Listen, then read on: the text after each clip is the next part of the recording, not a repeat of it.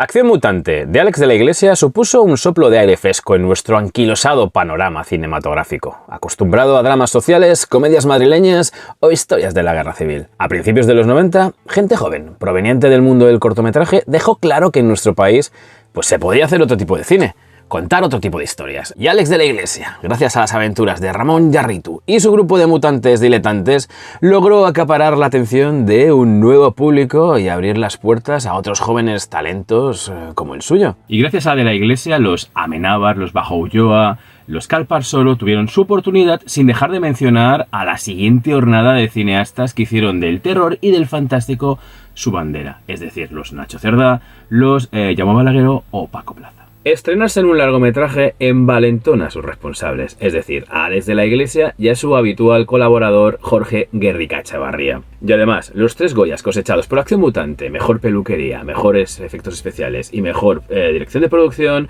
sirven como aval para que uno de los míticos productores de nuestro cine, Andrés Vicente Gómez, decida producirle a Alex de la Iglesia su siguiente película con un presupuesto de unos 350 millones de pesetas. Y es así como desempolvan una vieja idea, un guión que habían estado paseando y que incluso Almodóvar, quien le había producido a través de su productora El Deseo su ópera prima, le había rechazado también porque le daban miedo estas cosas del demonio. Y por supuesto me estoy refiriendo a El Día de la Bestia, cinta que según las propias palabras de Alex de la Iglesia representó en su momento un nuevo tipo de cine hecho en nuestro país, además de ser la película que dentro de su filmografía mejor le define a él mismo, ya que en ella encontramos su pasión por lo histriónico, lo exagerado del terror o un final desencantado. El Día de la Bestia parte de la historia de un cura, obcecado con llamar la atención del diablo para contactar con él y así poder acabar con su previsiblemente inmediata descendencia. Y es que tras analizar la Biblia del derecho y del revés,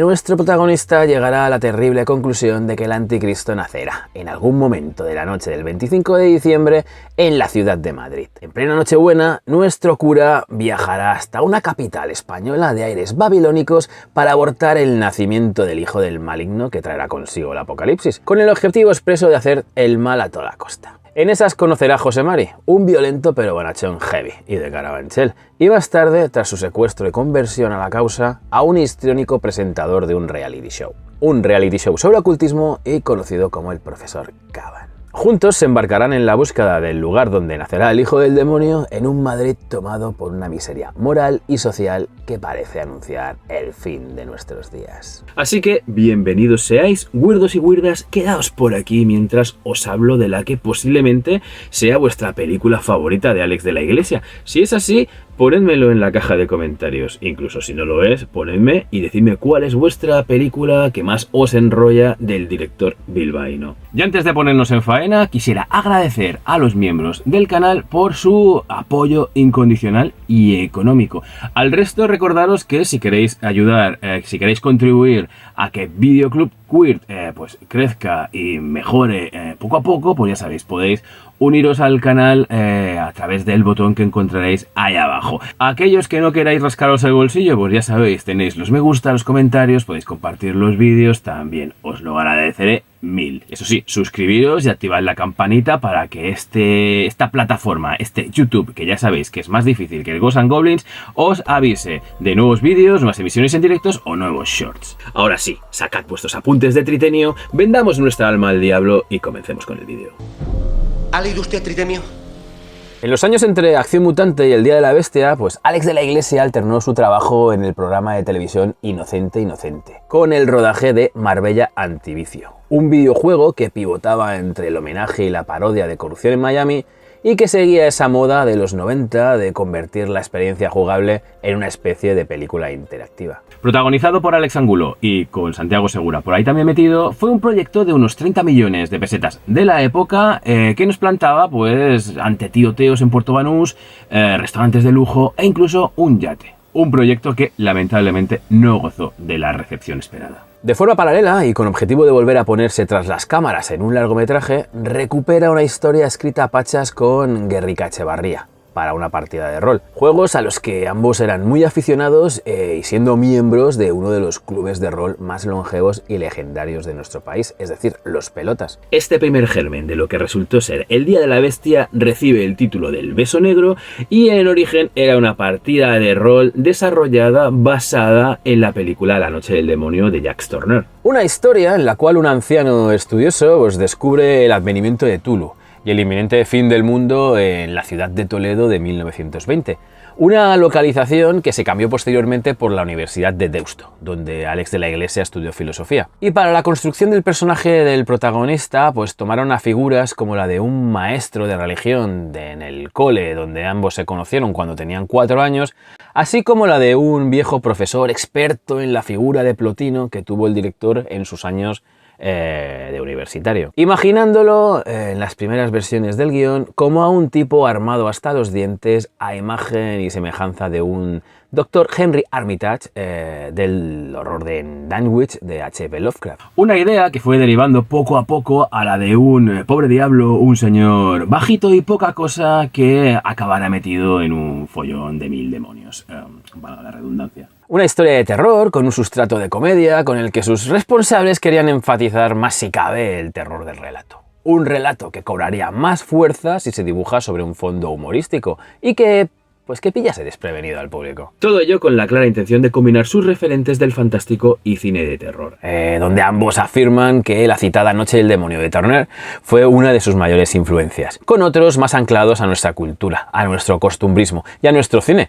La Pensión de Rosario, por ejemplo, es una clara alusión al extraño viaje de Fernando Fernán Gómez, por ejemplo, o la búsqueda del anticristo en Navidad como una suerte de satánica versión de lo que se hizo con Chencho 30 años antes de La Gran Familia. Todo ello con la intención de crear nuestro propio gótico. En las primeras fases del guión, el cura era el protagonista absoluto de la historia en su búsqueda del anticristo por las calles de Bilbao. Sin embargo, esa localización fue cambiando poco a poco y trasladándose a ese Madrid oscuro, sucio, desolador y muy peligroso en los estertores del último gobierno socialista de Felipe González, salpicado por escándalos de corrupción. Una ciudad de Madrid levantada por las obras, con sus calles llenas de gentes hostiles, agentes de policía que apalean inmigrantes, grupos de neonazis que queman a vagabundos, sórdidas pensiones en calles atestadas de prostitutas y demás gentes del mal vivir. Una Madrid muy parecida a la distópica y violenta que ya nos mostrase en Acción Mutante, pero mucho más real y palpable al adornarla de elementos reconocibles y del costumbrismo patrio. Un Madrid de pesadilla ideal para los planes de este pequeño cura, es decir, hacer todo el mal posible con el fin de infiltrarse en las filas de Satán y poder impedir el nacimiento de su hijo. Sin embargo, el cura no funcionaba por sí solo. No podía pasarse toda la película hablando solo o con su voz en off a lo Taxi Driver. La cuestión era, ¿hacer Taxi Driver o hacer El Quijote? Que es lo que finalmente decidieron sus responsables. No solo por ser un clásico patrio, sino por crearle un compañero, alguien cual Sancho, que lo acompañase. Pero en esta ocasión, en lugar de estar cegado por los libros de caballería, pues lo estaría por las Sagradas Escrituras, puesto que sería un especialista y estudioso del Evangelio según San Juan. De esta forma, todas las teorías y cábalas del cura se las contaría a su acompañante y de paso, pues al espectador, a nosotros. ¿Ha leído usted Tritemio? Cabe señalar que para la confección de las teorías sobre la venida del anticristo y la terminología usada por el cura protagonista, incluida la simbología, sus responsables se documentaron exhaustivamente y que prácticamente todo es real. Y es que para la escritura del guión leyeron libros de demonología, espiritismo, y leyeron El martillo de las brujas, o las clavículas, o el texto de invocación del demonio, pues es de Urban Grandier. Los símbolos del cuchillo que usan para el pentáculo pertenecen a la clavícula de Salomón, por ejemplo, uno de los libros de magia más antiguos que se conservan. O el libro que ojea el cura en la librería, pues es La magia demoníaca de Martín del Río. El aspecto del demonio es una versión edulcorada del Satán de Eliphas Levi, el cual tiene pechos de mujer y alas de ángel, e incluso la idea del símbolo del diablo viene de que, según muchos expertos, este sí señalaba con su marca a los iniciados al culto satánico. Respecto a esto, pues en una versión previa al guión, el profesor Caban explica al cura que Hitler casi gana la Segunda Guerra Mundial gracias al poder de la esvástica, pero que Churchill, asesorado por Aleister Crowley, contraatacó con el símbolo de la victoria, la V formada por los dedos índice y corazón. Aunque tanto de la Iglesia como Guerrica Chavarría aseguran que las Torres Kio, ahora Puerta de Europa, llegaron a sus vidas antes incluso que la famosa Marca del Diablo que plasmaron en la peli.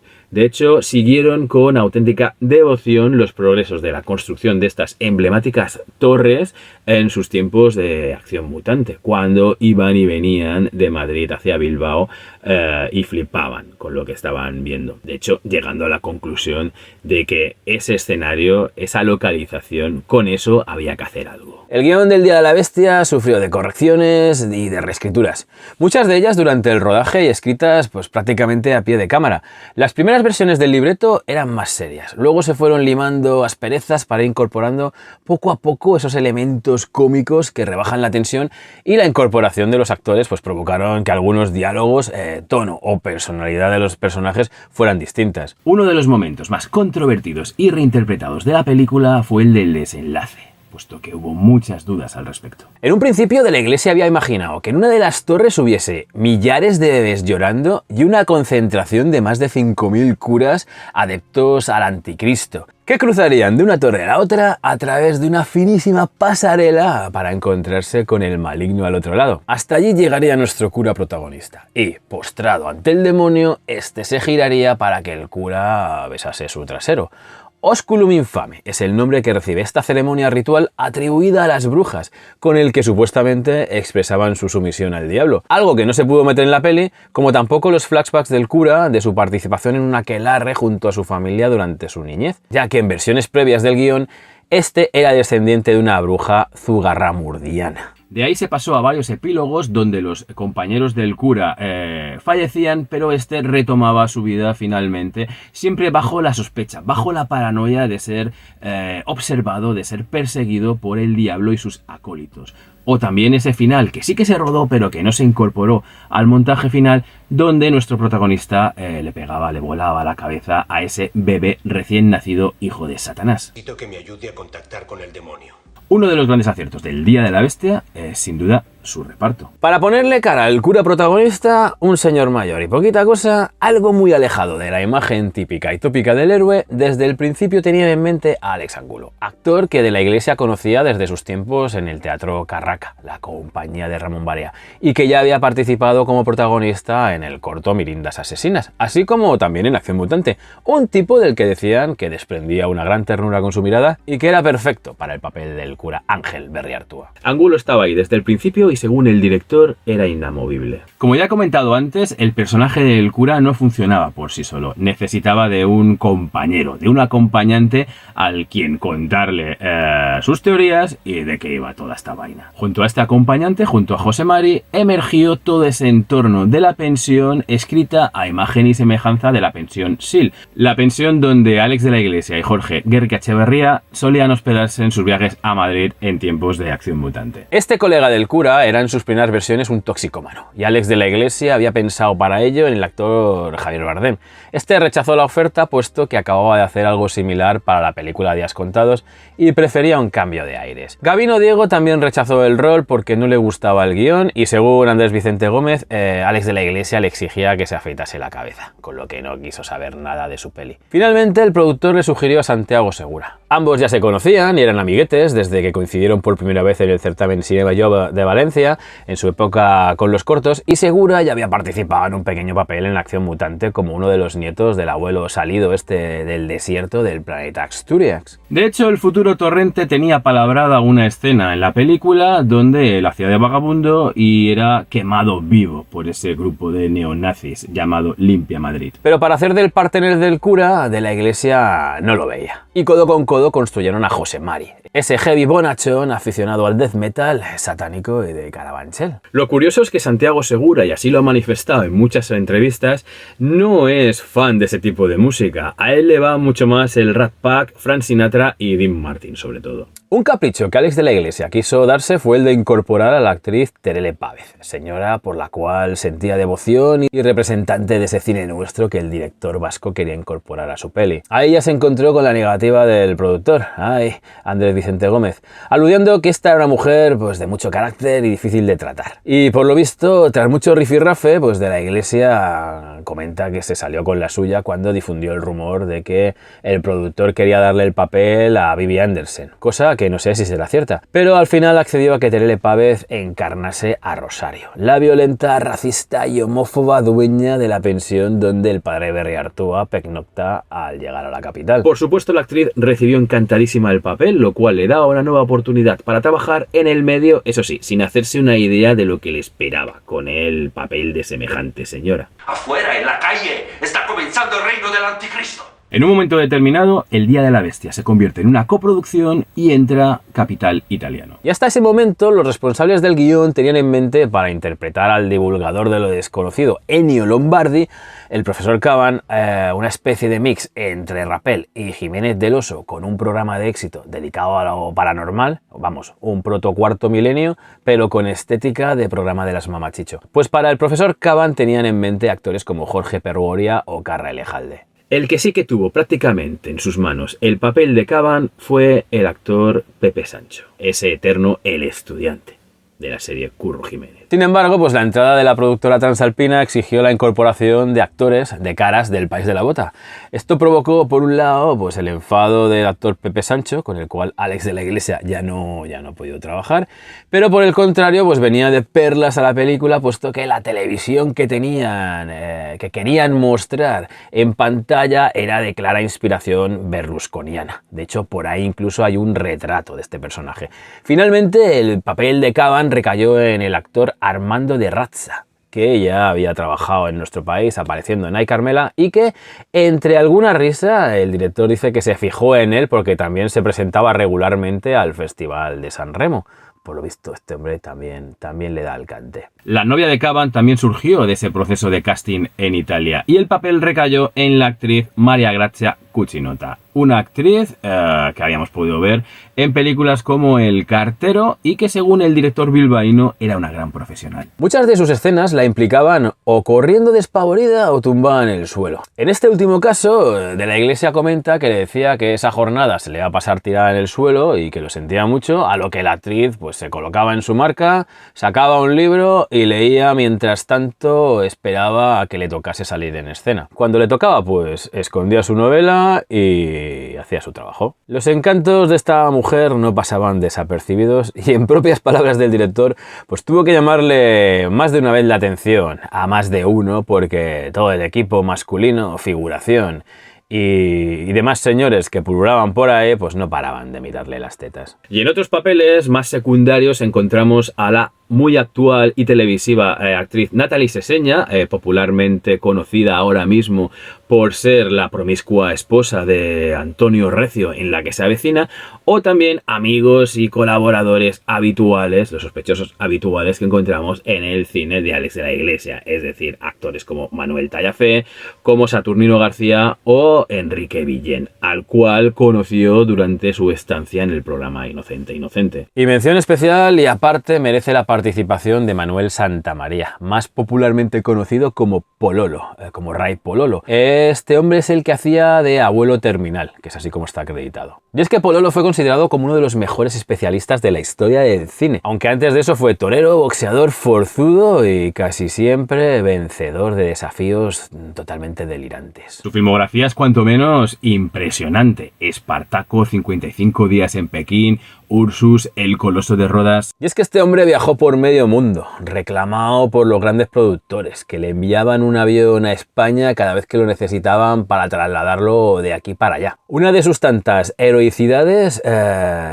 pues ha pasado con letras de oro al Olimpo del séptimo arte. Y es que este hombre aún ostenta el récord de un salto increíble. Nada menos que 40 metros de caída al vacío desde un helicóptero en la película Fuga Suicida. después de que un especialista norteamericano pues se diese la hostia padre y que un segundo se negara a correr el riesgo casi seguro de no salir indemne. Hizo mucho dinero y por lo visto lo gastó con rapidez, puesto que le apasionaba disfrutar de la vida. La necesidad de un señor mayor que hiciera sus escenas desnudo fue la causa de que pues, finalmente se incorporase a Pololo en el Día de la Bestia. Y es que este hombre no se amilanaba con minucias como esas. Es bueno, si no lo trae a tomar por culo, venga.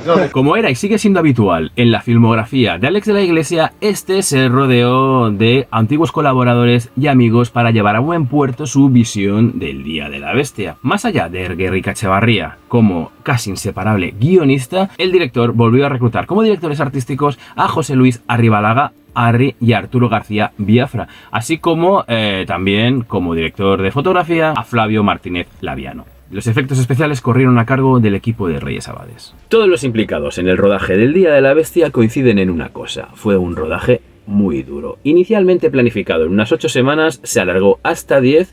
Prácticamente transcurrió de noche, las jornadas eran maratonianas y se realizó en invierno, en fechas cercanas a la Navidad, con noches frías, muy frías, y temperaturas que normalmente estaban por debajo de cero. Santiago Segura, por ejemplo, pues no paraba de quejarse, puesto que el tío iba con los brazos al aire todo el rato, a lo que el responsable de maquillaje le respondía que esa era la única forma de que se pudieran ver los tatuajes. Segura contó que hacía tanto frío que una noche era incapaz de pronunciar sus frases, puesto que no paraba de tiritar.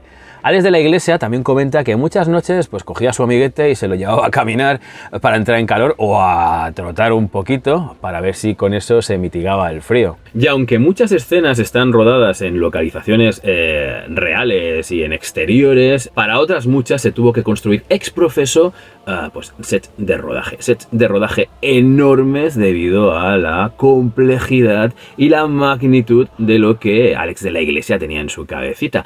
Estos sets se rodaron en una nave gigantesca en Torrejón del Rey, Guadalajara. Uno de estos sets fue una de las torres del final. Allí nuestros protagonistas se veían las caras con el mismísimo diablo, un ser antropomórfico con cabeza de cabra. Aunque bien es cierto que El Día de la Bestia es una de las pelis pioneras en nuestro país por la inclusión de efectos digitales, muchos de ellos insertos para los fondos de otras escenas o los amenazadores cielos que vemos en el último y tercer acto. Pero también es cierto que la tecnología no estaba lo suficientemente avanzada como para crear a un ser con patas de cabra que se moviera y diera el pego. Es por ello que para la representación del demonio se necesitó de la participación de un actor sin piernas llamado Higinio Barbero, y que este era sometido a una sesión de maquillaje de su torso y extremidades con un recubrimiento de látex por cortesía del maquillador José Antonio Sánchez, y su cabeza pues era cubierta con una cabeza, valga la redundancia, animatrónica de macho cabrío, inspirada en el bebé de cabeza borradora de David Lynch, y con algunos detalles como esa falta de labios extraído del diseño de Giger que hizo para Alien el octavo pasajero. Y las piernas, por supuesto, pues eran dos zancos sobre los cuales, con ayuda muchas veces, este hombre caminaba. Todo ello completado con algunos retoques en 3D que corrieron a cargo de Juan Tomizic. Uno de los momentos más difíciles y más complejos de rodar fue aquel en el cual el diablo Satanás lanzaba a José Mari desde la azotea de una de las torres. Para ello se colgó a Santiago Segura mediante un sistema de cables y grúa y se simulaba el lanzamiento. Por el material videográfico del rodaje pues se intuye que debió ser una escena que se rodó varias veces, ya que hay varios cortes en los que, al preguntarle al equipo a Segura si estaba bien, este contesta de formas distintas. En una de ellas, entre risas y tirado en una colchoneta que lo protegía del impacto, Santiago Segura responde con un «tengo vértiga». Tengo vértiga. Y esta respuesta tiene una razón de ser, y esta no es otra que la del rodaje de una de las escenas más icónicas, más representativas y más recordadas de la película. Es decir, aquella en la que los tres protagonistas huyen por la fachada colgados de un emblemático anuncio de neones situado en el edificio Capitol de la Gran Vía madrileña. Y es que, afectados por las sustancias alucinógenas que consumen durante el rito de invocación al diablo, nuestros protas pues tratan de escapar bajando por la fachada del edificio donde vive Caban, agarrados al popular neón de Sueps, popular icónico que todo aquel que haya pisado la Gran Vía madrileña pues ha visto y muchos seguro que conocen gracias al Día de la Bestia. Pero bueno, esa era una localización que ni en sueños se pudieran haber imaginado el poder rodar ahí, ya que el nivel de permisos para poder hacerlo es algo que, vamos, que solo agota con pensarlo. Pero bueno, contaron con beneplácito total, incluida la marca, y muchos planos que vemos en la peli se rodaron allí, sobre todo para meterlos como insertos en pospo, así como las pequeñas explosiones y chispazos preparados por el equipo de Reyes Abades. Incluso lanzaron una cámara colgada de una estructura que sobresalía de la fachada, a unos 3 metros, para simular la caída de Cavan. Para el rodaje con actores y con sweeps de por medio se realizó ex profeso una reproducción de la estructura del anuncio allí en Guadalajara, en Torreón del Rey. No exactamente a escala real, pero casi. Y aunque era un set de rodaje controlado, la increíble estructura del neón recreado, del neón de Sueps recreado para la ocasión, era tan peligrosa como la real. Los actores tenían que moverse por ese neón a unos 7 metros de altura y bueno, en la caída pues seguía siendo chunga, seguía siendo mortal. En un momento determinado, Armando de Ratza gritaba de pánico, pero no estaba interpretando su papel. Y parece ser que el hombre estaba realmente asustado, tenía miedo a las alturas y no paraba de gritar y proferir: «Alex, tengo vértigo», algo que ha comentado Santiago Segura varias veces entre risas. Todos reían, supongo que para aliviar tensiones, en un rodaje donde todavía quedaban muchos planos por hacer y no había mucho tiempo ni mucho dinero. Y de la Iglesia, que siempre ha tenido fama de cabroncete en este sentido, que también se veía en la situación de que tenía que sacar adelante el rodaje y que no tenía ni tiempo ni dinero para postergarlo más, les petó que si no podía decir sus frases, como mínimo moviera la boca para que le doblaran en postproducción. Y así fue, que por cierto, en una de las versiones previas del guión era el personaje de Santiago Segura el que se precipitaba al vacío y perecía, víctima del influjo de las drogas utilizadas en ese precario aquelarre que habían realizado previamente en el apartamento de Cavan. Una escena también con anécdota es la de la cabra que aparecía tras la invocación. Y es que por lo visto la cabra no respondía como el director y el resto del equipo querían o necesitaban. Y es que no se levantaba sobre sus cuartos traseros, que era algo que necesitaban para la escena. Su cuidador les dijo que incluso podían clavarla al suelo, es decir, que al clavar sus pezuñas en el suelo, esta no sentiría ningún dolor. Pero ni por esas, hartos de ver cómo se encabritaba con los miembros del reparto o se meaba por todas partes, decidieron dejarla sola, a su libre albedrío, ahí, en el set de rodaje. Y con suerte, lo mismo podrían aprovechar algo. Tras 2 horas con la cabra deambulando y la cámara grabando, pues cargándose esta al parqué, pues esta se levantó y la cámara pues la inmortalizó. Otra escena difícil, por su complejidad y necesidad de grandes medios, fue la del tiroteo en la calle donde se encontraban los Reyes Magos. Esta fue una escena que se grabó a altas horas de la madrugada. Alex de la Iglesia cuenta que para ello pudo disponer de 500 figurantes, pero 500 figurantes solamente 1 hora por ajuste presupuestario. Luego solamente podían contar con 50 y por lo cual pues la planificación de esta secuencia, de este momento, tenía que estar calculada al milímetro, puesto que prácticamente tenía esa noche, concretamente unas 6 horas. El presupuesto no daba para más. Se rodó siguiendo un orden riguroso de figuración y los planos más en detalle pues ya se rodaron después en Guadalajara. En prácticamente todas las entrevistas, Alex de la Iglesia cuenta lo mismo, que estuvo sometido a una gran presión y que el rodaje era muy complicado. Pero no todo fueron estrés y penurias en el rodaje del Día de la Bestia. En una entrevista que concedió Alex de la Iglesia a los amiguetes del canal, Juanvi, el Peliculitas, este les contaba que además de tener que dormir en los sets de rodaje, en la cama de Cavan, porque las jornadas de trabajo eran muy maratonianas, tuvo el placer de poder desplazarse al santuario de Aránzazu con Alex Ángulo para rodar ese prólogo, porque estaba obsesionado con la idea de que la iglesia de la cual parte el cura fuera la de Sáenz de Oiza. Sin embargo, Andrés Vicente Gómez no estaba por la labor de gastarse los dineros trasladando a todo el equipo allí y Alex de la Iglesia se cogió a su colega, se fueron en coche, alquilaron la cámara y después de rodar una mañana se pegaron un gran homenaje en un restaurante de la zona. Y por supuesto el interior de la iglesia que aparece en el prólogo pues no es realmente una iglesia, porque no consiguieron el permiso de ninguna para rodar. Por lo que el equipo pues tuvo que rodar en una capilla en ruinas de un colegio, eso sí, atrezada e iluminada para ello. Otra anécdota divertida implica a un popular futurólogo de la época. El 7 de octubre de 1994 pues nos levantábamos con una noticia que contaba que a Rafael Francisco Payá Pinilla, más conocido como Rapel, unos ladrones, uno armado con un cuchillo y otro con una réplica de una pistola, pues lo maniataron y desvalijaron su casa.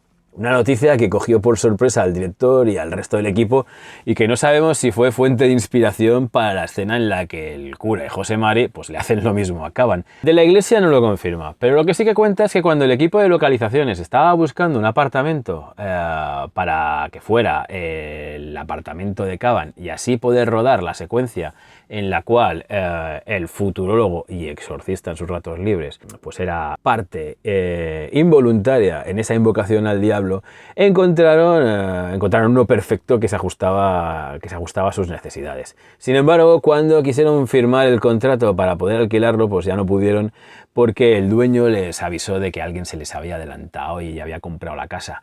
Y ese alguien pues era el mismísimo Rapel. Para la banda sonora, cuyo tema emblemático recayó en la banda Defcon 2, Alex de la Iglesia tenía en un inicio pensada a la banda Ministry, opción que se descartó por demasiado costosa. Por cierto, Defcon 2 son el grupo Satánica, aparecen en esa sala de conciertos donde nuestro cura protagonista pues no acaba demasiado bien. Para el score también se pensó en James Horner, momento en el que se sopesó también al mítico Lalo Schifrin, pero al final, por tema pasta, pues acabó recayendo en el compositor italiano Battista Lena. Y en lo referente a la música, en nuestro mercado apareció de mano de Alex de la Iglesia un CD con su primera compilación de temas satánicos, como rezaba la portada del disco, donde solamente dos de los temas que se incluían se escuchaban en la película, es decir, El Día de la Bestia de Defcon 2 y Apocalipsis 25D de Cthulhu, pero que se trataba de una especie de banda sonora paralela en donde, exceptuando los temas mencionados,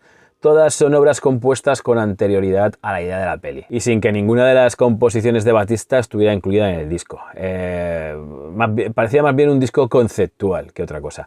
Por el 25 aniversario de la peli, este disco, esta compilación satánica, se editó por primera vez en vinilo en nuestro país. Por otra parte, el ya legendario cartel de la película fue diseñado por Oscar Mariné siguiendo las especificaciones y órdenes e instrucciones de Alex de la Iglesia, que lo planteó a imagen y semejanza de la no menos mítica serie televisiva Historias para no dormir, creada por nuestro grande Chicho Ibáñez Serrador. Buscando esto. El Día de la Bestia se estrenó el 20 de octubre de 1995, pero antes, el 4 de septiembre, se proyectó en la Mostra de Venecia, en la sección Noches Venecianas, con un gran éxito tanto de crítica como de público.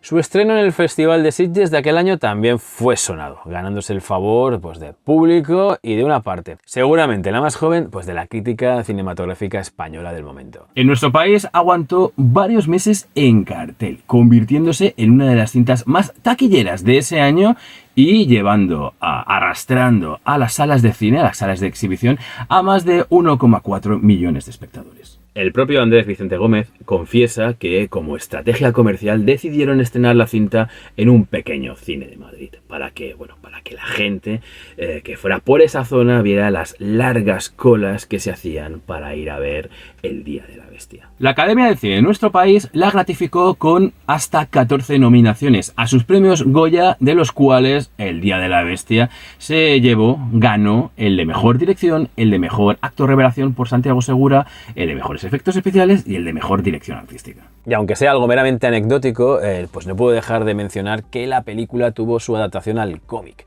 que contó con los guiones de Pedro Calleja y de los dibujos de Juanjo Oces y que se publicó de forma serializada. No sé si se llegó a recopilar en algún tomo, pero estaría todo guapo que sí. Pues se publicó entre los números 187 y 192 de la extinta y a la que se le echa mucho de menos revista El Víbora, apareciendo pues de forma simultánea al estreno de la peli en los cines. Para los nuevos directores y guionistas, bregados en el campo del cortometraje, deudores de una influencia anglosajona, educados en el fantaterror, en el cómic, en la música underground y, por supuesto, alienados con toda esa producción cinematográfica que hacían sus mayores, pues con el Día de la Bestia encontraron respuesta a sus anhelos. La segunda película de Álex de la Iglesia demostró que se podía hacer otro tipo de cine en España y normalizó, por supuesto, el fantástico, el terror, lo freak dentro de nuestra cinematografía. Y sin el Día de la Bestia, seguramente cineastas como Jaume Balagueró, como Nacho Cerdá, como Paco Plaza o el mismísimo Santiago Segura con su franquicia de Torrente, El brazo tonto de la ley, no hubieran encontrado el respaldo del público para justificar sus posteriores carreras. Y de la Iglesia, por su parte, alcanzó el estatus de punta de lanza para una nueva generación de cineastas de nuestro país y el Día de la Bestia en la película de su filmografía pues favorita de muchos de sus seguidores. Y aquí me quedo. Espero que el repaso a esta cinta tan mítica de nuestra filmografía os haya enrollado. De ser así, pues por favor, dadle un like, comentad, compartid y por supuesto, si no lo estáis, suscribiros al canal. Muchas gracias de nuevo a los miembros de Videoclub Weird, aquellos que aportáis con vuestro mecenazgo pues unas perrillas, ¿no?, que ayudan como mínimo a pagar el StreamYard, donde se aloja, con el cual se retransmiten los lunes al Weird, pues cada lunes.